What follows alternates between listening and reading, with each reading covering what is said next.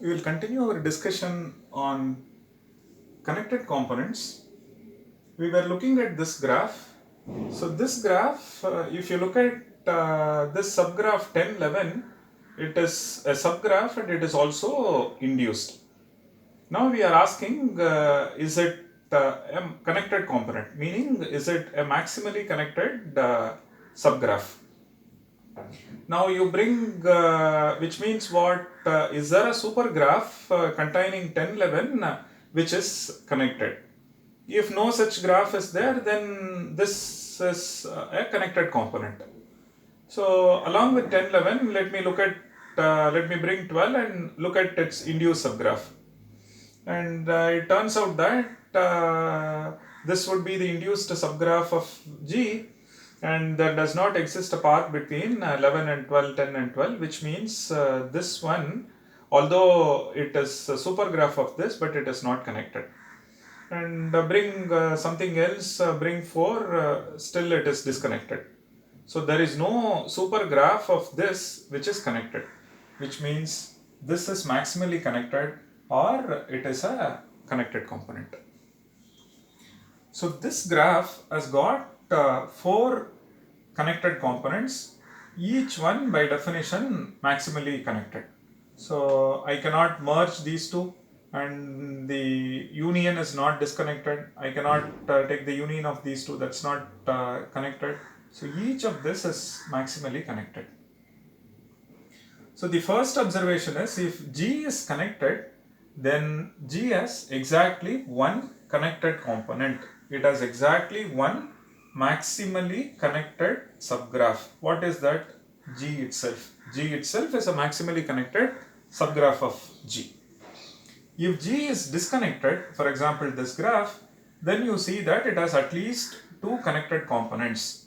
In this case, there are 4 connected components. Suppose you take a graph like this, an edgeless graph, and there are no edges. You see that each vertex itself is a connected component. So this graph has got 3 connected components. There are a couple of remarks. You look at a graph which is connected. For example, this one is a graph which is connected and it has maximum number of edges.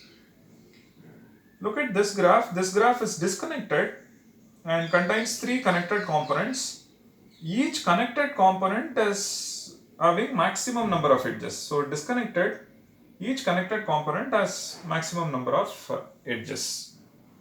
So there are interesting things that one can see, which we shall discuss in the context of subgraphs and connected components. We shall next discuss some special graphs. The first one is Pn, or they are called path graphs. A vertex is P1, a path on just one vertex. This one is P2, it's a path on 2 vertices. This one is P3, it's a path on 3 vertices. So path is a sequence of vertices and edges. Vertex number 1, edge number 1, vertex number 2, edge number 2, and so on. And in general, a Pn is like this.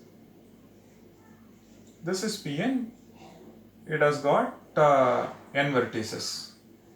So vertex set of Pn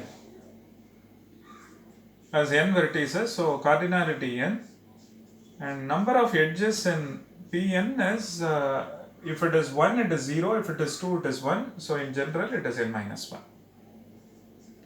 Then there is something called cycle graphs. If path is closed, then it becomes a cycle. So you need at least 3 vertices. So you take P3 and close it, so you get a closed circuit. So a closed circuit is called a cycle. So this is also known as closed circuit. So C3, cycle on 3 vertices, or a circuit on 3 vertices, a triangle, all that.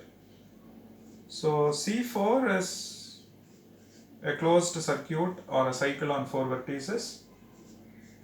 C5 is this. So in general, Cn will have n vertices. So 1 to n. So number of vertices is n, and number of edges is also n. It has got 3, this has got 4, this has got 5. In general, it has got n. So the next one is called regular graphs. In particular, we define something called k-regular. So it is a graph in which for all vertices, if you look at its degree is exactly k. So if you look at this graph, for each of them it is degree 1, so it is 1 regular. If you look at any cycle for that matter, in particular say C5, this is 2 regular. For all vertices, degree is exactly 2. So if you look at this graph, for all of them degree is 3, so it is 3 regular. So in general, for each vertex, if degree is exactly k, then such a graph we call it as k regular.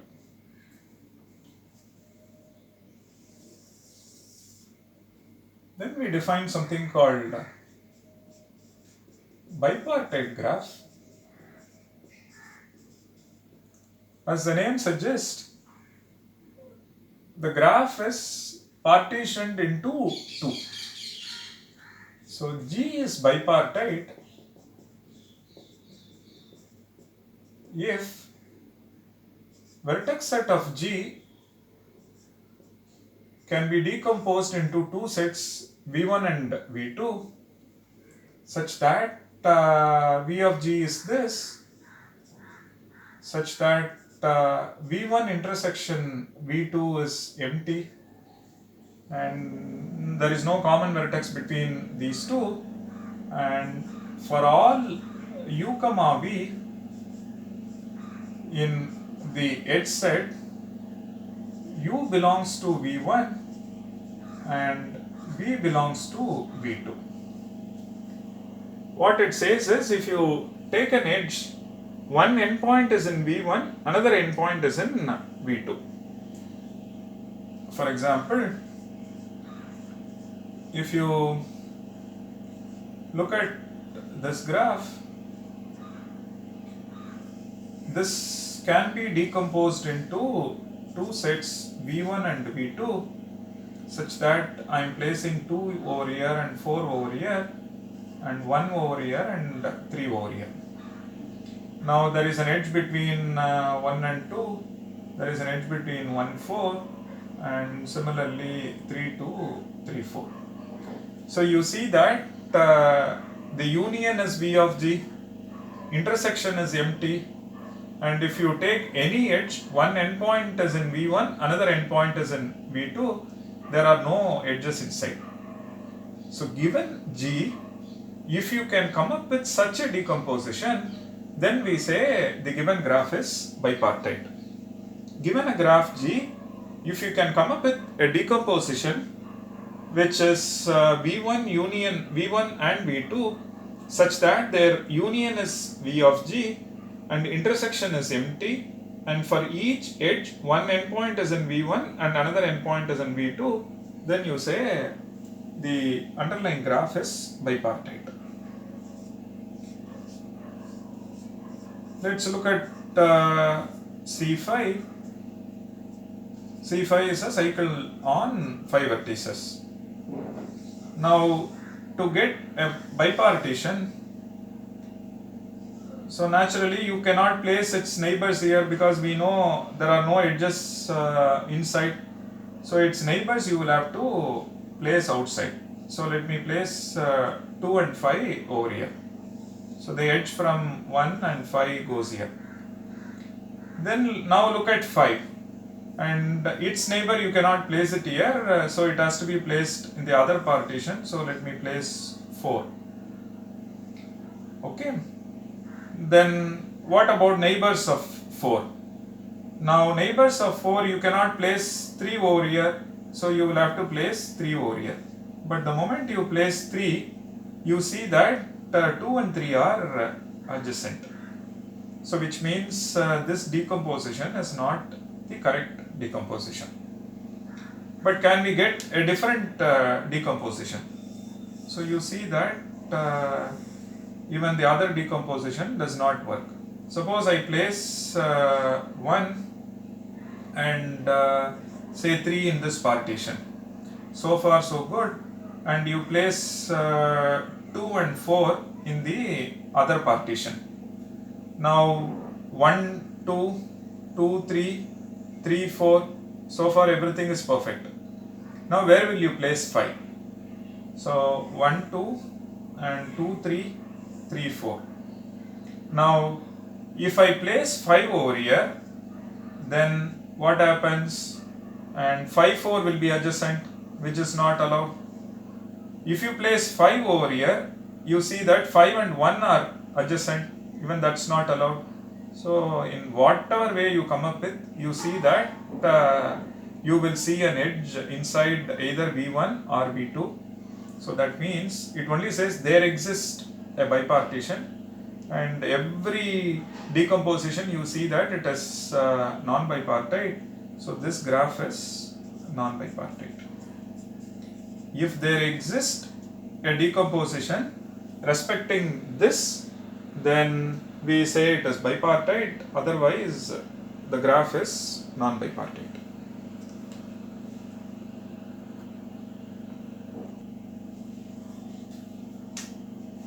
So if you look at C6,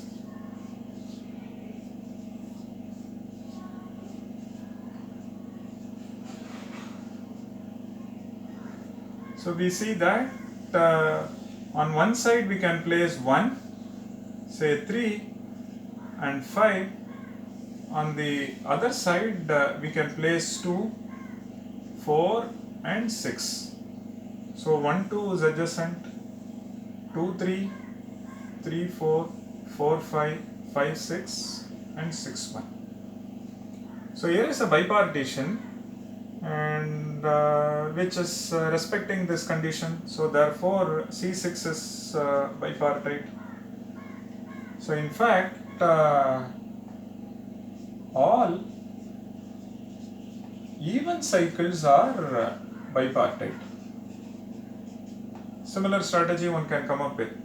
Alternate vertices on one side, the other, so 1, 3, 5 on one side. Similarly, you shift by 1 and then start listing alternate vertices 2, 4, 6. You see that C2n is bipartite. Similarly, C7 is not bipartite, C9 is not bipartite. So C2n plus 1 is non-bipartite. So in fact, there is a powerful result that says G is bipartite if and only if G has no odd cycles in it. So G does not have C2n plus 1. That C2n plus 1 is C3, C5 and so on. So it does not have C2n plus 1 as a subgraph. So G is bipartite if G has no odd cycles in it. Equivalently, G is bipartite if and only if G is odd cycle free. Okay. So equivalently, G is bipartite if and only if G does not have C2n plus 1 as a subgraph. So they are all equivalent. You see that if it has Cn 2n plus 1 as a subgraph, then the underlying graph is non-bipartite. If it is free from odd cycles, you declare that it is bipartite.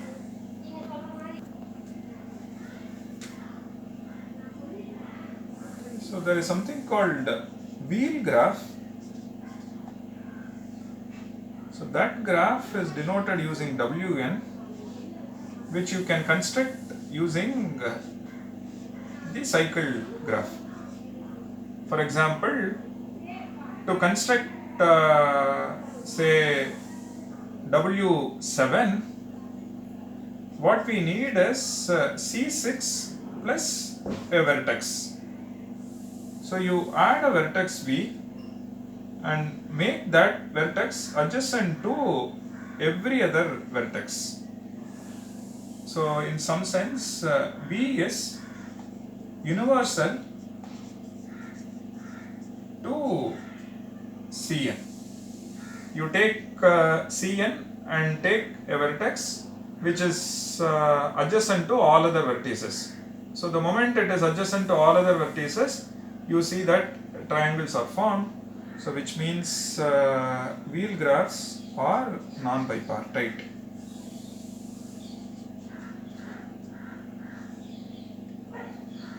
So if it contains a cycle, if it is even, then it is bipartite, and even if you find one odd cycle in it, then you can declare the graph is non-bipartite. There are graphs which are free from cycles. There are no cycles at all. For example, Pn, if you see Pn is like this, so which means there are no cycles. All Pn's are bipartite. If it has a cycle in it, then it has to be an even cycle. No odd cycle is permitted for bipartite graphs. The next one is trees. So what are trees? Trees are connected acyclic graphs. So the next one is trees. What are trees? They are connected acyclic graphs. So if a graph has a cycle, then it is a cyclic graph. If it is not having cycle, then it is acyclic.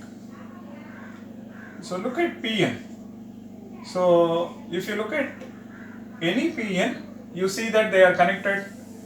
For all u comma v, there exists a path and there are no cycles here.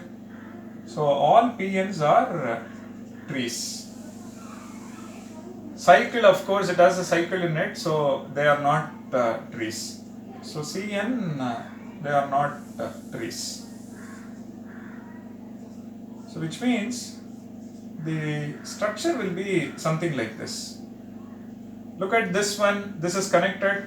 From here you can reach any of this, from here you can reach any of this. So it is connected and acyclic. Here it's a tree.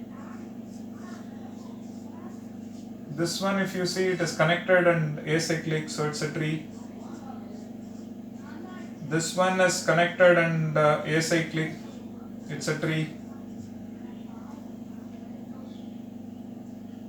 So the interesting part is, are these graphs bipartite? That's the question that one should look at. Let's look at this one. Let me label it as T1. If you look at T1, I can place 2, 3, 4 in one partition and 1, 5, 6 in another partition. Now there are no edges inside, and every edge is of this type, 1, 2, and then from 1 to 4, from 4 you see 5 and 6. So T1 is bipartite. So in general, what I do, I will place I will label them level number 1, level number 2 and level number 3. So the vertices in odd labeled 1, meaning 1 and 2, 3 and so on up to this. All vertices which are at odd levels, I will place it in one partition, and vertices which are at even levels which are labeled L2, L4 and so on. So even labeled ones, I will place it in the other partition. So now you see that the vertices in L1, L3, L5, they will not have any edges. Similarly, L2, L4, L6 and so on, if you place it here, inside there will not be edges. Then L1 to L2 there will be edges, L2 to L4 there will be edges. So you see that all trees are bipartite. What is the decomposition? You label the trees with level numbers L1, L2, L3 and so on, and pick vertices at L1, L3, L5, basically odd labeled, put it in one partition, and even level labeled in other partition. Now you see that union is V of G, intersection is empty, every edge is from here to here, so all trees are bipartite.